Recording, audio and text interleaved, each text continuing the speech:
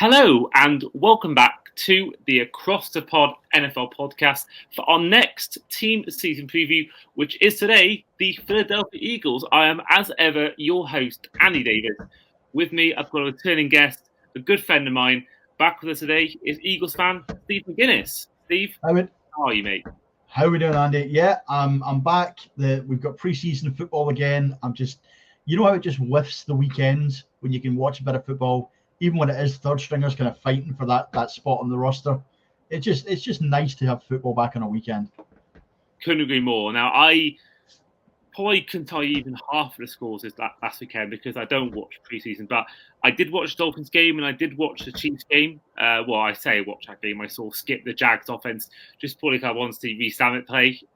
So a lot of skipping for nothing. But I'll be doing the same again this weekend, most likely. Well, Premier League might take focus on part of it, but because that's back as well. But I will certainly be tuning into our game preseason.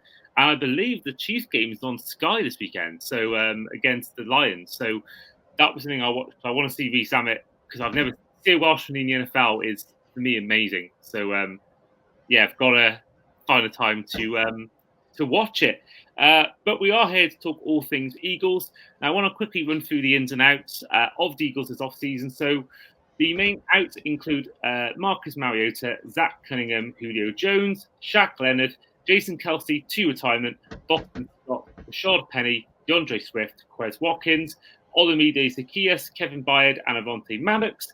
The ins include Saquon Barkley, Bryce Huff, CJ Gardner-Johnson, Devontae Parker, Devin White, Mekhi Becton, Paris Campbell, and Caden Stearns. Then the main ins, I took 4 from the list. You took Quinion Mitchell, cornerback, 22nd overall. Took Cooper DeJean, cornerback, 40th overall. Jalex Hunt, defensive end, 94th overall, and running back Will Shipley, 127th overall. And interestingly, a fact I found out about the draft, you traded away 18 draft picks in the draft this year, and 7 of your 9 picks you did make in this year's draft were via other teams. One was compensatory, and the other one was the Quinion Mitchell pick. But overall, for you, Steve, your take on your team's off-season as a whole.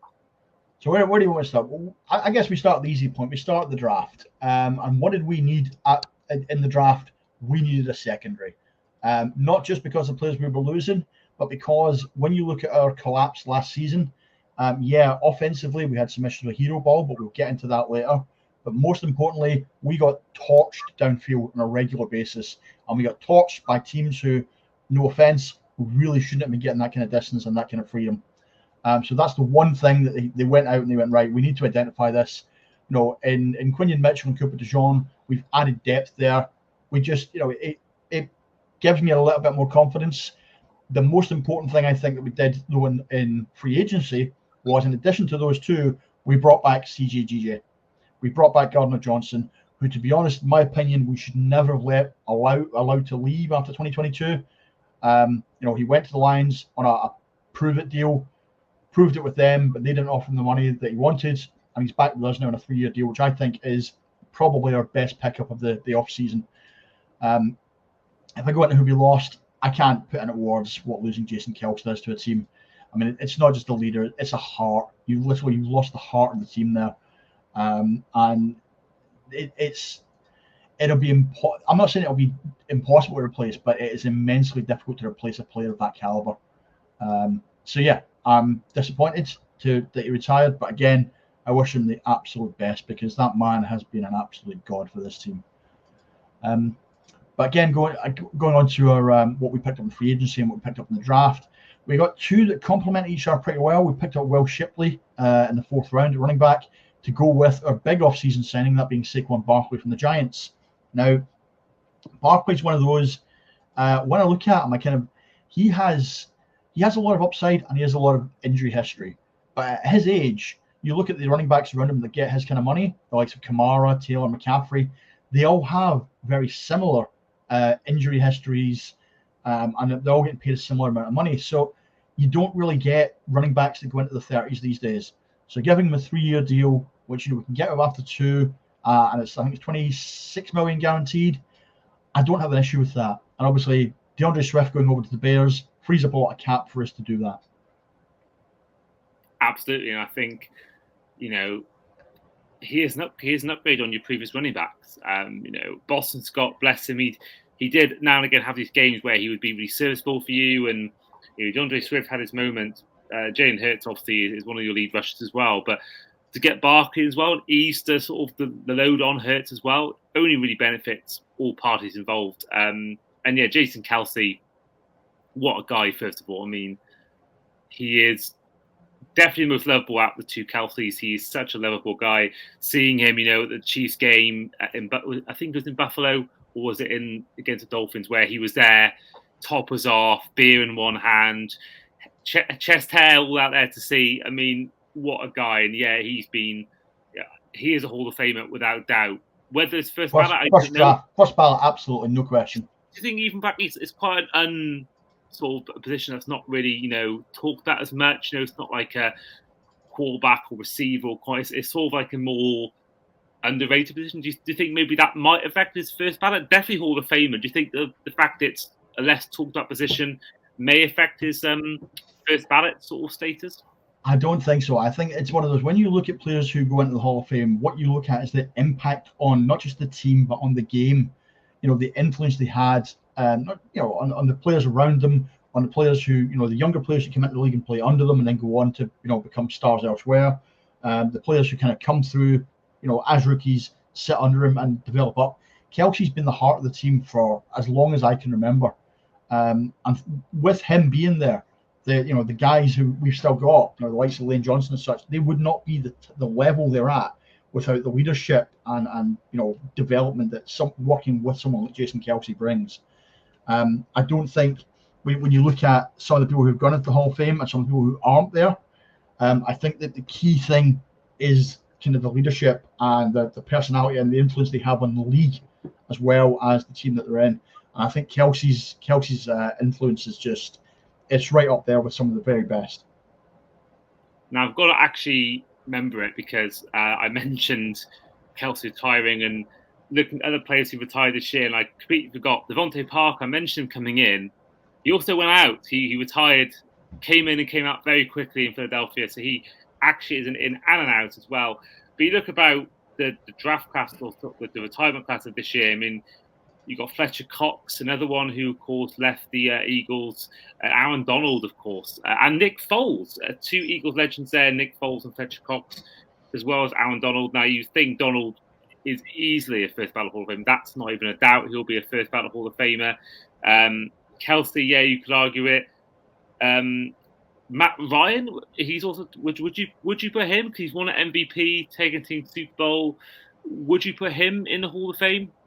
Maybe not on first ballot basis, but would you put him in at any point or not? I think the argument at the moment that's being made is, do you put in Matt Ryan and obviously do you put in Phil Rivers? Those are two quarterbacks who, to me, their body of work over the course of their careers, influences the league. And well, their last couple of years, like Rivers at the Colts and Ryan, I don't even. Where did he go for his last year? Colts as well, yeah, Colts as well. And both of them, it was just, it was like, here are guys who they should have retired at the teams they made their name at. And I think sometimes when you do that and you're not successful, it can affect whether or not how you're viewed when it comes to Hall of Fame voting. So I think Ryan, for me, no. What will Matt Ryan be remembered for by you, by me, by everyone? 28-3. That's what he'll be remembered though. And it's like, what will Philip Rivers be remembered for? Having loads of kids. Exactly. It's one of those, when we talked earlier about Kelce and what will Kelce be remembered from? He will be remembered for his influence on the league, on the game, on the people around him, and on promoting and developing the NFL. Rivers and Ryan, their legacy isn't that. They don't have Super Bowl rings to their name. They didn't, they haven't, there aren't players around them who look back and say, I didn't have a career if it wasn't for Matt Ryan. I didn't have a career if it wasn't for Philip Rivers. They played with good players, but they didn't play with players who, that as a quarterback, they defined their careers. There are players who played with Jason Kelce who he defined their careers. He developed them. He helped them grow as individuals as well as players. And obviously, right now, what he's doing with the podcast with his brother, Ryan, for me, I'm sorry, but he's not going to make it in. He might make it in on a later ballot. He's not making it in first ballot, neither is Rivers.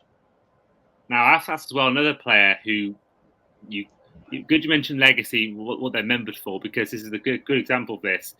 Does Nick Foles make him? Because he's got the joint record for the most touchdown passes of anyone in any single game. And of course, he's got a statue outside at the Lincoln Financial Field. And he had that Super Bowl win, the first ever in franchise history, the Philly special. Now, fully aware that, he had a pretty average career as a backup for a lot of the time. But Joe Namath had a really poor NFL career, but he had that one moment when they beat the Colts, Super Bowl III. Of course, a moment that went down in history because it sort of helped create that sort of AFC, NFC sort of thing. But with Nick Foles, he had that moment. He had the moment. This is why I think Eli Manning goes in, because he had the David Tyree catch. He had the Manningham catch, stopping the undefeated Patriots. Does Nick Foles, for you, get in Hall of Fame? No. And I as much as I love Nick Foles at the Eagles, he had 3 to 4 good seasons. He has the Super Bowl. He has that iconic moment with the Philly special. But I have some good friends who are Jags fans, okay, and they will literally spit on the ground if I mention his name. And what he has done elsewhere is it's less than zero. I mean, he has not succeeded anywhere other than the Eagles, and because of the Eagles system. So for me, it's one of those. I love the guy. Obviously, he brought us that Super Bowl that we so badly craved. But at the same time, what has he done outside of that? I mean, the body of work just isn't there to be called a Hall of Famer. And there are other quarterbacks who've won Super Bowls who are not in the Hall of Fame and probably maybe deserve to be there ahead of the likes of Foles. Maybe in a few years down the line, if the kind of quarterback class of those who have kind of succeeded at the highest level fades away. But no, BDN is not going in anytime soon. Although, as I say, I'm planning on heading across the US at some point next year. It's my 50th this year, and honestly, the idea that I can get go across there and get the picture taken with the full statue and everything else at the link, that would be one of my first things. Dude, that's why I think he should go in, because he has that moment in NFL history. Now, definitely don't think first ballot, and I do agree that if it's a year where it's maybe not the best class in the world, he might get in. Because you think about last year, Tom Brady and JJ Watt. This year, you've got Aaron Donald and Jason Kelsey and potentially Fletcher Cox. And I don't know when Fitzgerald officially retired, but he'll be in that same sort of. Larry Fitz, absolutely, yeah. He'll be in, but I can't. It's sort of his retirement was sort of like wasn't really ever made official, and it's sort of he had a year or two of not playing and no one knew what was going on. But he'll be around about that time. But I personally will put him in just because. I mean, his moment definitely deserves being a Hall of Fame. That Philly special, that win, the run he had, going as a backup, coming in for an injured Wentz. It's a great story, and I think that could get him in. And you could maybe argue he is part of NFL history. He is a big part of NFL history, and and obviously he's got the record as well for the most touchdowns in the game. So I do think he may get in one day as if there is sort of quite a weak class. Now, one thing I want to ask you about, we mentioned quarterbacks there. Your current quarterback, Jalen Hurts, and your head coach, Nick Sirianni. Now, reports came out, literally, called to ESPN this week. It was actually last week, to be fair, before time of recording, where he said things were off between the head coach and quarterback. ESPN spoke with several sources who detailed a prolonged strain between Hurts and Sirianni during the 2023 campaign, with one source with direct knowledge of the dynamic describing the relationship as fractured and unhealthy last season. Now, they've had a few months to go away, to sort of have time away.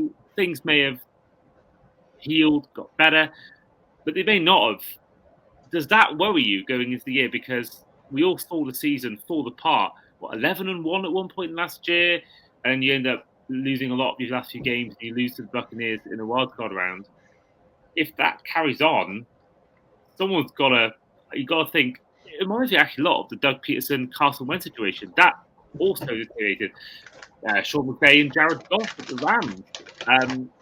It's sometimes these things are at the point where they can't ever, come back from where they were. And a team that was two years removed from reaching the Super Bowl, and most times would have won that game if it wasn't for the magic of Mahomes. Does that worry you going into this year about their relationship? Towards the end of last season, yes. Now, when you have a kind of quarterback head coach kind of back and forth like that, there's tension. And the big thing I've heard from the reports that I've been going out on this, it's more that Hurts obviously got his big deal last season, $255 million extension, right up there with the top paid quarterbacks in the league. And there's a lot of calls from inside the Eagles camp that said he felt that pressure to prove himself. And I said it from watching us a lot last season, I could see Hurts playing a lot of hero ball. I could see, situations where I'm like, just take the ball, give us a 5-yard run, give us a 5-yard pass, give us something to just move the ball, keep the chains moving. We don't need to kind of overextend it. And Hurts still isn't the greatest downfield threat. He has got two wonderful weapons there in Smith and Brown, but I think Sirianni a lot of the times was very conservative in the play calling. But also I think a lot of the time Hurts was audibling a lot and playing an awful lot more passing, doing a lot more passing than maybe the team needed to do. We have always been a run-first team. It's a run-first franchise. We had committee running backs last season, even though Swift was the lead back. And I think Hurts, there's a little immaturity in his part there. I think he just, he was like, well, I've got the big contract now. I'm the man. I need to kind of stand up and be proven. And I think the best quarterbacks in the league, even when they're in year 3, 4, 5, 6, those are the guys that sit and they talk to their head coach and they say, what's the play coach? And the coach deals it out. And the team works better when you have a kind of single point of control. If Hurts was looking at stuff at the line and saying, well, I can see this, I can read this, and then, executing it, I wouldn't have this issue. But I think a lot of it is down to Hurts trying to be the hero, trying to be the big guy that carries the franchise. He doesn't need to do that. He needs to listen to the guys around him a lot more. Sirianni has the experience. Sirianni has the knowledge. To be fair, our offensive play calling last season was not great. And as I went over earlier, defensively, our secondary got torched a lot. So I think actually the addition of a new offensive and defensive head coach to kind of sit in between Sirianni and Hurts is a much better dynamic for this season. I think we brought in Kellen Moore, for the offseason for offensive coordinator from used to be in charge of the Cowboys. Now, I don't rate him a huge amount, but again, the Chargers and Cowboys offenses, whilst I'm going to spit saying this, were reasonably balanced, and positive offenses. And if Kellen Moore can get that kind of movement going, and can kind of just calm Hurts down, bring him back into the fold and say, look, this is a team game. You need the people around you, not just your teammates, but you need your coaches. If you can bring that kind of down and he can get Sirianni to come back and kind of, because Sirianni at times last season, I think a few people said he was a bit, not standoffish, he was a bit kind of on a pedestal observing rather than really getting into it. And he left that more to his coordinators. And I really hope that this season Sirianni kind of comes down off the pedestal and is more animated, is more kind of involved on the sidelines. And yeah, unfortunately, we have brought in Vic Fangio, but fortunately not as a head coach, because that would have been a disaster. And hopefully that helps with the secondary. Because one of the things, we lost Hassan Reddick to the Jets, and I kind of felt that would affect our pass rush. But we drafted well the previous year, but the guys that we drafted, the younger guys, didn't develop as much in the first year as maybe we'd hoped. And I'm hoping to see that big leap from them this second year. So yeah, Sirianni and Hurts, it may have been very broken at the start of the end of last season, but there's been a lot of bridges mended there. I think a lot of this is McAfee flapping his gums, and everyone taking note, going, "Oh, look at this." I think the problems aren't quite as deep now as they maybe were at the end of last season. I think there's been a lot of people sat down, had a conversation, and mended a few bridges. So no, I'm not as worried for the start of the season. I'm more worried about, do we see quite the same offense without Kelce in the center?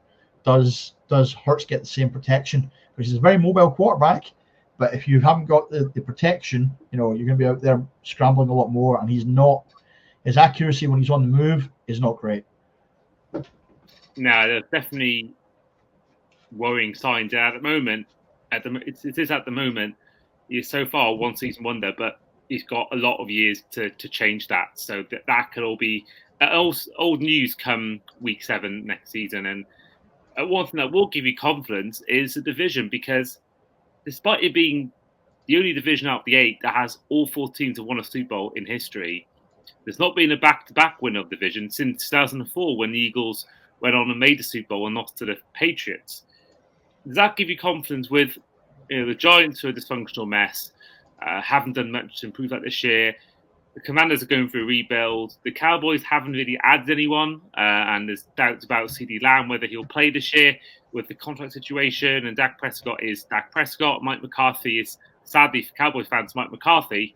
Does that give you confidence that you can go back and win this division? Yes. I think what worried me this season was because we didn't win the division last year. We faded away at the end. The Cowboys are the Cowboys when it comes to the playoffs. But I did feel that with the way the Cowboys were set up, they had a good shot if they went out, because Jerry Jones said end of last season, that's as far as we got in the playoffs. We're going to go big in the off season, and that's what's going to kind of move us forward and give us that extra step to get into the championship game. And they've done nothing, absolutely nothing. And they were the only team I was really worried about this year. I thought if they added just 2 or 3 key pieces on offense, if they gave Dak Prescott a second target to go alongside CeeDee Lamb, it would be great. Instead of that, they let Tony Pollard go to the Titans. They haven't adequately replaced him. They got into contract argument publicly with CeeDee Lamb. I noticed that CeeDee Lamb was posting a lot on Twitter of late. In fact, I think he posted the Jerry Jones tweet of "We're going all in" with a lol next to it earlier. He is not taking this well. And I think we talked about Sirianni and Hurts having a fractured relationship. I think Lamb's relationship with the Cowboys is damaged. And I think that could be chaos for them because there is nobody on that roster at his level. And they don't really have the cap space to go out and get a big money wide receiver. Although, to be honest, if they were all in, I would have expected them to have gone to the Niners and said, we'll trade you for Brandon Ayuk. Because can you imagine CeeDee Lamb and Brandon Ayuk running up and down? Dak Prescott would be in heaven. I mean, he'd still throw 10 picks a game, but that's beside the point. So I don't know whether you saw on as well. I saw that both him and Hollywood Brown, of course, a new Kansas City Chief, put on their Twitter cover photos, both of them, pictures of them two together. This is fueled fire about him going to the Chiefs. I mean, if he goes to the Chiefs, it's the end of the world as we know it, as REM would say. Ayuk cannot go to the Chiefs. There's no cap room, and let's be entirely honest. You look at that Chiefs wide receiver room just now. Rashee Rice, yes, he has the problems going with what happened off field, but him and Xavier Worthy, Brown has just gone down injured. But I mean, honestly, you could put you and I in that receiving corps, and Mahomes will still get 4,000 yards a season, right? It's not so much about the players there; it's about the quarterback. They won the Super Bowl last year with arguably one of the poorest wide receiving corps they've ever had. And they don't need to spend. They don't need to bring in a wide receiver on a $150 million contract. They don't. They just have no need to do so. I noticed Hollywood Brown got injured this week. I don't know how long that's for. But at the same time, they are the very epitome of next guy up. They'll bring in someone we've never heard of, and he'll have an 800, 900 yard season, and they'll have 3 or 4 wide receivers. Xavier Worthy, I think, passed. He had the fastest 40-yard in history at the combine, didn't he? I mean, Holmes has got the arm and the accuracy, and now you've got the fastest wide receiver in history. Oh, hold on. I'm going to say this now. Who did he beat that record-wise? Which player did he beat to the 40-yard dash record? I'm going to say it was Tyreek Hill. The 40-yard dash record was John Ross. So John Ross? Yeah, okay. He had the 40-yard dash record in the combine prior to Xavier Worthy. If you actually look at the top 10 list of top 10 fastest 40-yard dashes, it's all a bunch of busts and no names. I can't think of anyone I can top of my head that I remember being on that list has actually gone on to be a good player. And I think sometimes it just proved that speed isn't everything in terms of being. You got to have everything else as well. So I think from what I've seen from albeit a 5-minute YouTube package and one clip on training camp. He looks good, but I can't comment on it. But I think there's some people are going by that 40-yard dash and using it as gospel. The Bengals did with John Ross, and look what happened. So that's encouragement to non-Chiefs fans anyway. What I will say for the rest of the division, though, I mean, the Giants are a hot mess because the Giants still have Daniel Jones and a big contract under center, and they're not going to achieve anything with Daniel Jones under center. They have no running game because they lost Saquon, and he was carrying that offense last season. They did get Malik Neighbors with the first round pick.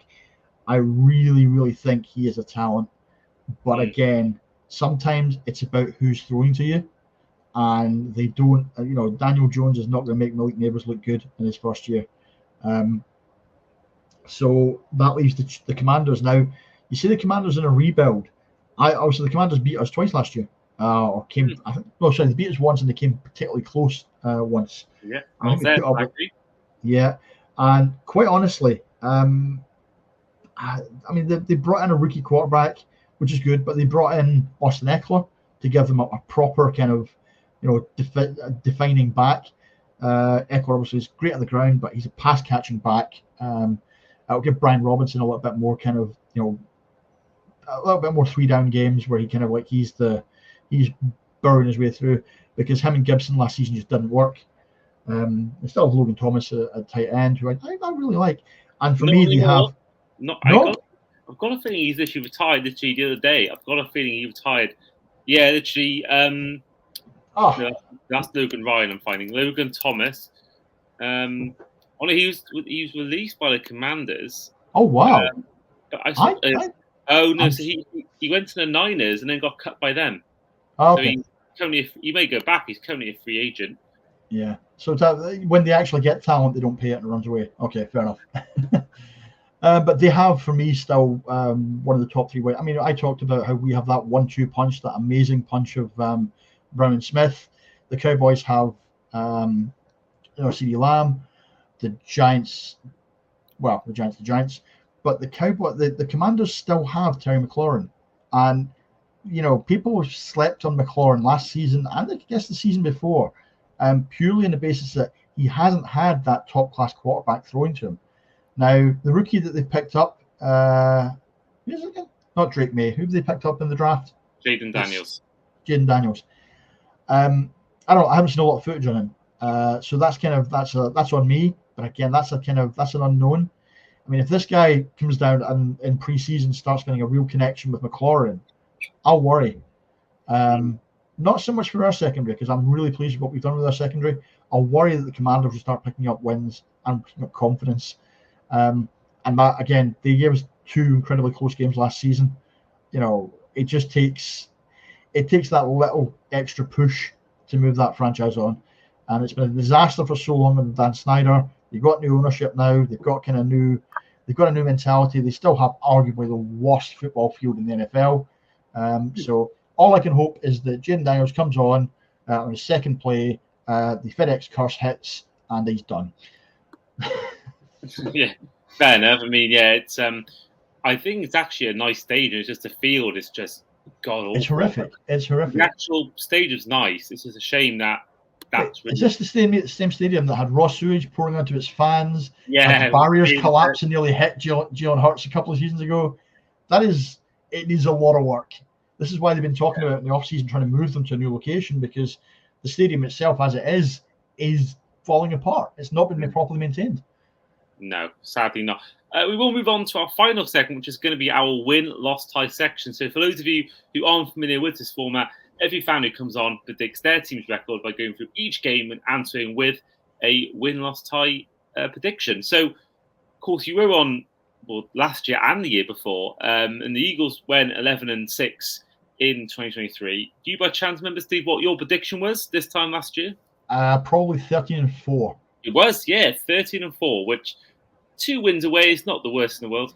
I think, yeah, but we lost that last game to the Giants. And I think the problem with us is if we're not competing, if we're like either have the playoff spot booked or we're not going to move up in the wild card, the last couple of games we just fall apart.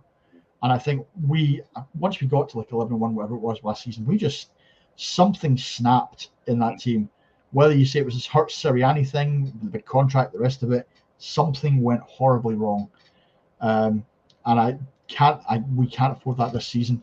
So I'm a little bit more conservative in what I think we'll have this season. I think we went 11-6 last year. I think again we'll probably look at 11-6. That will see us in the wild card, but it's all going to be down to how this secondary evolves. Well, let's head to week 1 as you are going to Brazil to take on the Packers in Sao Paulo, of course, the first ever NFL game in Brazil. Who's going to win that one? Win, loss, or tie? That's a win. That's a win. It's one of those that Packers. I mean, I like Jordan Love. He got his big contract. I like what they've got at running back with bringing in Josh Jacobs, but they have the weirdest receiving core in the league. It's like, tell me who their wide receiver 1 is.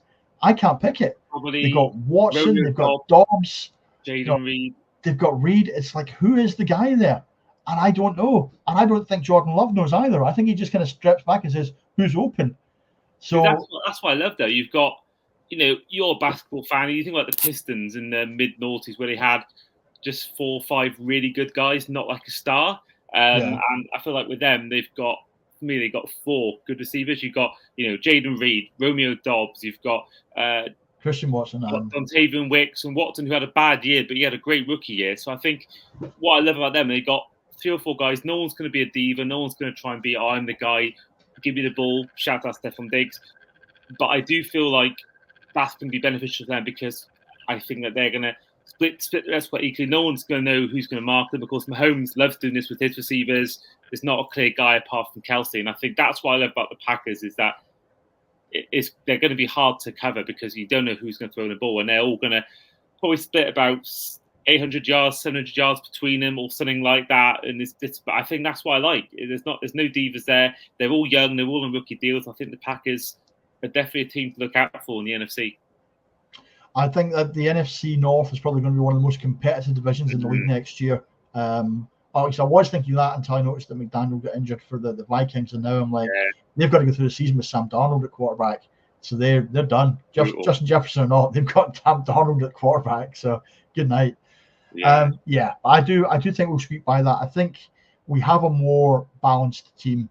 But again, it's just down to how will our secondary cope with that because we've got 2 rookie guys in there. CJ Gardner-Johnson coming back to really kind of steady the ship there. But can we cope with Love if he just decides to start launching the ball? And I don't know the answer to that until I see. Well, I haven't seen anything in preseason to indicate that's a massive improvement yet, but we'll see. Well, week 2 is the first home game because technically the first game is a home game with in Brazil. Week 2 is a home game against the Atlanta Falcons. Win, loss, or tie? That's a win. And I like the Falcons this year. I think Bijan Robinson last season was fantastic.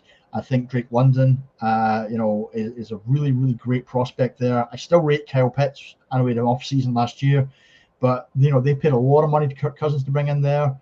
They had the weird pick of Michael Penix at 8, which I think it's looking at the future. But again, we just talked about Jordan Love. Jordan Love went the first round when Rodgers was still the starter. So maybe the Falcons have seen something that in Penix that maybe we haven't. Either way, I still think that Falcons team will take a few games to gel, and I think it's a home game for us. It's at the Link. We generally do pretty well against the teams from the south when they come up north. So I think we've got that one. I think that's 2-0. So week 3 is your first road game on American soil against the Saints at the Superdome.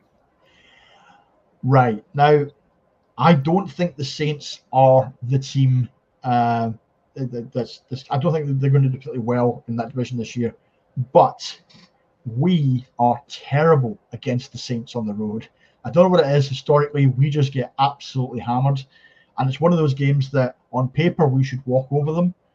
But we always have our trap games, and our trap games tend to come for teams like the Saints and the Titans and teams who on paper we should walk over. So I want to say that's a win, but it just feels like a trap game early in the season. And I'm going to give the Saints that one. I'm going to say we're going to lose that. Okay, so week 4, you're on the road to the Tampa Bay Buccaneers. Revenge.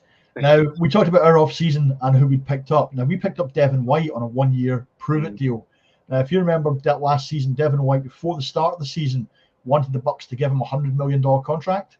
And their GM just came out and said, basically, prove it. And because his motivation to play and everything else was gone, he had arguably the worst season of his career. So he might well, in that one game, go back to being 2022, 2023 Devin White. I think he will be so motivated for that. I think him, along with Bryce Huff and the rookie guys we picked up last year, I think we will get after Baker Mayfield in that game. Again, that will be one of the biggest tests because you have the Mike Evans, Chris Godwin wide receiver combo there. That's going to test how good our secondary is, whether or not it can cope with elite level players. Because I absolutely love Mike Evans. I mean, he's just, for me, he's one of the most underrated wide receivers in the league. I think if he was a contending team, he would have multiple rings by now. We talked about letting Ayuk go to the Chiefs. Can you imagine Mike Evans being thrown to by Patrick Mahomes? Oh. Just terrifying. So but it's a revenge tour. Obviously, they beat us in the wild card. Devin White will have a lot to prove. I think we don't tend to. We don't tend to travel well down south, but the Bucs team for me isn't massively improved from last year. So I think we'll pick that one up. I'm not sure I can call it revenge in week 4. I think I've seen it about other games about the Niners beating the Chiefs in mid-season. It's like at the end of the day, like as the Chiefs have proved, the regular season results don't matter to a certain extent postseason. So I don't know. I feel like the Bucs wouldn't really care if they lost this game as much because they knew that we can still beat you in the postseason. That'll be fine. But I get what you're saying. Week 5 is NSYNC's favorite week. It's the bye week. So week 6 is a home game against the Cleveland Browns. Like that was a terrible joke. I do apologize. That was shocking. I don't know. To be fair, I've watched Deadpool as well, so that honk song is still stuck in my head as well. It's the week 5 bye week. It's the Browns. I don't know what kind of shape Nick Chubb's in, but I do know that Deshaun Watson, the most expensive quarterback in the league with the most guaranteed money in the league, has looked absolutely shocking even when he's fully fit. So the man who I refer to as Groper Cleveland absolutely is not going to be here. He's not going to be the big threat this year. I don't rate that Browns. The only thing I rate with that Browns is can we keep the likes of Myles Garrett in check, because that pass rush is terrifying. So that'll be our big test, is how good is our O-line this season. That's a win. Okay, so week 7, you go to another questionable quarterback, Daniel Jones, on the road against the Giants. That's a win. There's no kind of even debate on that one. That's a bad Giants team.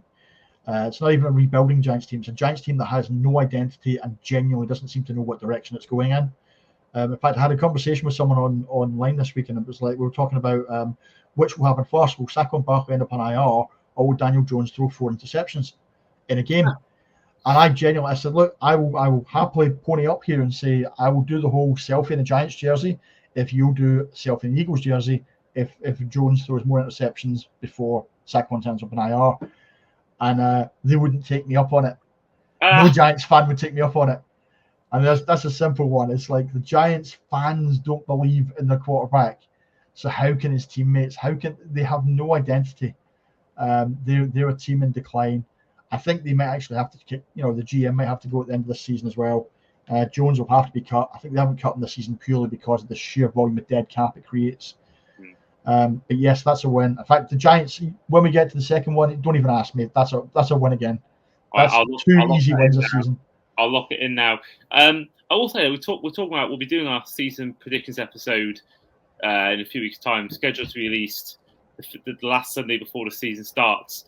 We'll talk about best player of the year, what team you think of it. But Daniel Jones will win the award for glow up of the year. Have you seen his beard?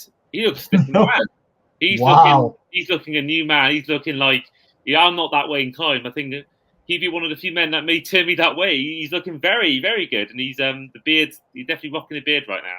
Yeah, I suspect my beard's probably better than his, but that's beside. I think he's rocking it. He's he even made Kay Adams stumble on her words when she interviewed him. Fair enough. Has he got a flannel jacket as well? Is he drinking IPAs? Is it that level of beard or? No, it's he's like not gone full hipster. No, it's like a bit like trying to think who to describe it to. A bit like Jimmy Garoppolo's beard. That kind of length is not like, yeah, it's not too much. But So he's decided that just like Garoppolo, he's more interested in his appearance than his play. basically, and as the young people say, rizzing up NFL reporters. You see about the Jimmy Garoppolo, Aaron Andrews, 10-0 baby, and or feels good baby, I think it was, and Daniel Jones, yeah, impressing Kay Adams, yeah, these definitely had a glow up. And I want to mention as well, you mentioned that game against the Giants. That is going to be the final of the 3 London games. And of course, hopefully this year we'll get to meet up again with Luke for before one of the games. Yeah, as I said, that we're all booked. We're heading out for the Bears versus Jags game at Tottenham this year. So I say, hopefully we'll get a hold of you. We'll go out for a couple of beers before the game, or grab you for a meal the night before. I think we're going to have to see a show on the Saturday. But yes, it's always good. It's nice to make the kind of annual pilgrimage across to watch one of the games. I think we've all, as fans, we've all been lucky enough that our team has come across at least once in the last 5 to 6 years, and we've all got a chance to see them in person in the UK. Long may that continue. I'm just, obviously, I did say it's my 50th this year. I was not flying out to Brazil to watch us play. It's just not happening. I did apply for media creds that game, and I really wanted to go. I didn't get it, and I really wanted to go because for years I've always wanted to go to the Christ Redeemer. So my plan was to go to the game in Sao Paulo, do the media stuff, and then either a day or two before the game or after the game, I then make the trip to Rio and do a coach trip to go see the Redeemer. That's something that I would love to have done. I'd love to have gone to the game, but you didn't want to go and do the Maracanã? Maracanã? Oh, that's the stadium, right, from the World Cup? Yeah. That's like the legendary stadium in Brazil. Yeah. If I go there, I only want to go and see Christ the Redeemer, and I want to see the Maracanã. Those are the 2 things. I'm not even bothered with the beach. Not even bothered with the beach. No, I'm not a beach guy, so that's fine by me. So, are you going to an Eagles game this year, or are you going for next year? Well, how are you gonna? Which game are you going? So, as I said, we're going to see the Bears Jags game. I had planned on getting to Philly for my 50th this year, and it was my cousins, my family are out there, and a friend, one of them has got kind of connections. His boss has got a box at the link, so I have been promised if I manage to get out there, I will get tickets without any issue. It probably won't be this year. It turns out, having teenagers is a little bit more expensive than I anticipated. So. I've heard my dad said the same thing to me. Like, wait till you get kids and just how expensive. That's where all your money goes. He says essentially. It does. It absolutely does. I mean, it's hurting. I'm trying to save for trips, but it's just very, very difficult. Well, I'm going to try and keep kids away from me as long as possible. I'm going to try and hold on to that as long as I can. I'm not sure my other half would think the same thing, but we'll see. Yeah, that's a conversation. Good luck with that one. Week 8 is a road game against the Cincinnati Bengals. Win, loss, or tie? That's a loss. Now, I really am high on the Bengals this year. Although I did notice that there's a story this morning about Shamar Chase not being a happy camper. I think he's sitting out a couple of things. I don't know if this is contract related or if this is like, he's come and had some discussion with someone, or it's just a minor injury. But that's a team that I think really could go play. I mean, they have got a chip on their shoulder from a couple of seasons ago with the Chiefs. Burrow hopefully fully fit this year. New rookie Chase Brown, not rookie, Chase Brown's a second-year running back. Obviously, and Jamar Chase and Higgins wide out. Genuinely a terrifying team. I think we took CJ Azoma from them at the tight end on a one-year deal this year. But again, it's a team that should be winning the division. And I think there's a team that very possibly could make the AFC Championship game this year. I totally agree. I think if Burrow's healthy, everyone forgets that his 2 years being healthy, Super Bowl appearance 1 year, AFC starts game the other. I think the running back room has taken a bit of a hit, and the defense isn't maybe as strong as other teams in the NFL, but I think Burrow has the nearest thing you've had to Tom Brady since Tom Brady, because whenever he's been healthy, any big game he's played in, even the game against the Rams they lost, he turned up. So for me, Burrow, he's got a new look as well. He's gone for the Slim Shady look. I think the Bengals do well. Now I'm tired of seeing every week a different receiver want to hold out. It reminds me of the classic GTA meme. Oh shit, here we go again. It's just yes. It's been CeeDee Lamb, or last year Deebo Samuel, Brandon Ayuk, and Tyreek Hill got done quickly, but you've got to get your bag, man. It's a short career. You've got to get your bag. We were having the discussion earlier online as to how many wide receivers and skill position players, wide receivers, running backs, etc., that we've seen who've held out, and the end result has been they've actually got the contract they wanted, or they've gone to another team and got the contract they wanted, but remained, a contender. And honestly, there are very, very few. I think Bell held out, for example, at the Steelers, got his contract, but it was with the Jets. And honestly, the Jets is where careers go to die. We know that. Tyreek Hill, of course, left the Chiefs 2 Super Bowls since. Didn't leave by choice. Didn't want to leave. He was kind of like told by Reed, "You're too much of a distraction. Off you go." Got his bag, went to the Dolphins, made his money. Hasn't even been close to the NFC Championship game since. Although he has been the main guy. I think he probably. I imagine he's quite enjoying being like the main guy, whereas he was always overshadowed by Mahomes and Kelsey and Andy Reid. I think he is the main guy. Since if you include coaches and players, he is the man in Miami. Well, to be fair, Miami's offense this season. I mean, you've got Waddle, you've got Hill, you've got a chain. I can never pronounce his name. Tua got paid in the summer. This is a win now team. This is a team that this season has to show up, has to make at the very least, the second round of the playoffs, possibly even the championship game, to save the head coach's job, because it's not going to get better than this. Tyreek's, I think, very much close to just saying my contract's up and I'm gone. I don't think he's going to sign a new contract at the end of this deal. I think he's going to retire. He's talked about this a few times. So this is your window. Can the Dolphins improve this season? I don't know. I'm sure you've done a podcast with another Dolphins fan where you've had that discussion. What was the consensus between you? Well, that's actually to come. We're recording it on the 19th of August. So that will be to come in the future. And of course, you will get my opinions as well on the season preview episode. We'll do predictions episode. We'll do as a 3. Our 4th year doing it. We've all won 1 each. So someone's going to take their second crown on our predictions game. Week 9 is a home game against the Jacksonville Jaguars. Win, loss, or tie? No, I really want to see a win here, but the Jags this season, they have. Trevor Lawrence is a quarterback that confuses me, because when he shows up, and when he doesn't, that team looks like a basement team that just shouldn't be anywhere near the playoffs. They've got Etienne at running back. I absolutely love that guy. That's a guy who I'm terrified playing against him every time. And I don't think we played them last year. But again, my problem with the Jags is they just tend to Jags things up. Jets got a jet and the Jags have to Jags things up. That's just the 2 rules of the league. So I don't know. I really want to say that's a home win, but it's going to put me close to like being up at 6-7 wins. Trap games are where we fall over. Games we should win. Wait, when is that? When do the Jags play in London? Is that the week after that? They play in week 6 and 7. Right, and we're playing them in week 8. Week 9. Week 9.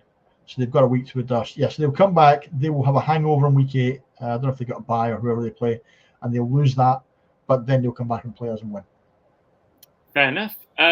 Week 10, you're on the road to the Dallas Cowboys. Yeah, we do not do well in Arlington. That purely depends upon whether or not CeeDee Lamb has resolved his contract dispute. If he resolves it and there's harmony in that team, even though I think the Cowboys will regress a lot this year, I still think they can win in Arlington. I don't think we just do not traditionally do well down there. Then week 11, you're at home to the Washington Commanders. Win. Washington don't travel well to Philly. But again, that'll be a really exciting game because, as we pointed out last year, that's 2 teams that if our secondary does not have its game together, they will just go deep on us and Terry McLaurin will feast. And that worries me. So I'll have to see how that goes in the first 4 to 5 weeks, see if our secondary really has it in gets themselves in gear and gets the message, gets all on message very quickly. If they do, we win. It'll be close, but we win because divisional matches, except with the Giants, tend to be very close. So in week 12, you snapped your 3-game losing streak. You play on the road to the LA Rams. Oh, no, I like the Rams. Puka Nacua came out in the blocks last year, and everyone was like, where the hell did this come from? But again, where did it come from? It came from having Matthew Stafford under center. This is a guy who he's getting on a bit now, but when we talked about players who will they be in the Hall of Fame when they retire, Matthew Stafford will be in the Hall of Fame when he retires. Oh yes, for me. I mean, it's not just the Super Bowl win. I mean, you go back and look at his time at the Lions. You go back and look at his play at the Lions, what he did for that franchise, what he did for people he played with. We talked in many glowing terms for years about Megatron. Yeah, Megatron was made by the fact he had an outstanding quarterback under center who could find him, for those contested catches every time. And Stafford, as soon as he left the Lions, that dismal organization, he just thrived. Straight to LA, straight to Super Bowl. I like their running back. I love Kyren Williams. I think he's a really good, young, aggressive running back. Nacua and a slightly regressing Cooper Kupp, still a great offensive threat. And they've got depth at wide receiver as well. They've got Demarcus Robinson and Tutu Atwell in there. So, yeah, again, I've talked about our problems with the secondary. The Rams will exploit that. Okay, so then week 13, probably your hardest game on the road on paper, is against the Baltimore Ravens at M&T Bank. Two teams with mobile running quarterbacks, and that's just going to be a case of who's got the pass rush that can get to the other guy. I don't think that's going to be a particularly high-scoring game. I think that's going to be a very run-heavy game. I can't pick it. No, unfortunately, that would be interesting, but no. That's going to be one of the lowest-scoring games we play this season. So. Hang on. Toss a coin. Toss a coin. Okay. Whose heads? Whose tails? Eagles heads. Ravens tails. Makes sense. It's heads. We win. There you go. Love that. So you then move on to week 14 at home to the Carolina Panthers. Oh, so I might have to change that 11-6 up because I didn't realize we were getting easy wins like that as well. The fun thing with Panthers this season, though, what do you think Bryce Young is going to do with this second season? Because I want to say he had a bad year, but he didn't. He just had some horrible coaching, some terrible supporting cast. And also they got the first pick that they gave to the Bears. I really am rooting for Bryce Young to do something this year, and he's got some weapons this time round. So they do have a decent shot, but it's still the Panthers. And honestly, apart from the Giants, I can't think of any easier win in football. So that's a win. That's absolutely fair enough. Moving on to week 15, you're at home to the Pittsburgh Steelers. So where are we now numbers wise? So you're currently down as 8-5. 8-5. Yeah, the Steelers. If the Steelers get Ayuk, then that's a slightly different game. But they're running back by committee. They have Pickens, who I like, but they also have two terrible quarterbacks in Russell Wilson and Justin Fields. And I don't think even by that time Tomlin will work out which one of those two he wants as his starter. No, we're winning that. We're winning that. It's the Battle of Pennsylvania, and we've always been the best team in Pennsylvania. So then week 16, you're on the road. Your final road game of the regular season is against the Commanders. Yep, that's a win. I'm not sure we'll all get off the field without parts of the stadium collapsing on us again, but that's a win. It's a team that's better than it was last year, but it was bad last year. Only the Giants really were worse. So, week 17 is against the Dallas Cowboys at home. Yeah, and we will win that. I see. We usually tend to split it 1-1 with the Cowboys. You don't really, unless one team is super dominant, you generally don't see the Cowboys and the Eagles one of them going 2-0. And I think, whilst they are going to regress next year, I still think they'll beat us in Arlington and we'll beat them in Philly. That's fair. And you mentioned we win already against the Giants in Week 18. So that means you finished this season, according to your records, with a 12-5. 12-5. I didn't realise we were playing the Panthers, or I would have gone. 12-5 there. But yes, that's one of those just incredibly easy wins, and I'm very happy to see that that's on our schedule. Yeah, I bet. I mean, you get 12-5, definitely gets you in the playoffs, maybe even probably as division winners as well. If that is the case, how far are you going in the postseason? Now, that depends. I've not really looked. I think when I look at other divisions in the NFC this year, I think obviously in the East, the West, I still think the Niners are going to just crush that. I don't see any real opposition out there. How far we go depends on the winning record and the play of the team that wins the NFC North, which should be, for me, probably the Packers or the Bears. I think the Lions will regress a little bit. I think the Lions massively overperformed last year, and they have got some great talent, but I think they will regress this year. I haven't seen anything that they picked up in free agency or in the draft that makes me think they're a much better team this year than they were last year. So yeah, for me, it goes down to how good is the team in the NFC North, and if the team that wins the NFC North is going 12-5 or even 13-4, which is very possible with either of those teams, then we will make the divisional round, but I don't think we make the championship. If the NFC North is terrible, and it frequently is, then we should make the championship game. Okay. A little bit of a teaser into Steve's predictions that he'll be making on our episode. That will be, as I said before, that will be the last Sunday before the season starts. But that is all to come in the future. And that is where we'll end this podcast for today. So this has been our Philadelphia Eagles 2024 season preview. And once again, thank you, Steve, for coming on today. Thanks for having me, Andy. No problem at all. And for those who are watching on YouTube, you can see Steve's handle there on Twitter. Go give him a follow if you haven't already. And also those listening on Spotify and Apple Podcasts. You can find it on our socials when you do release it on Twitter and Instagram. Mainly Twitter, you'll see his handle there. But this has been the Across the Pod NFL podcast with, as ever, myself, your host, Andy Davis, with our guest today, Eagles fan Steve McGuiness. And we'll see you guys for our next team season preview. See you then.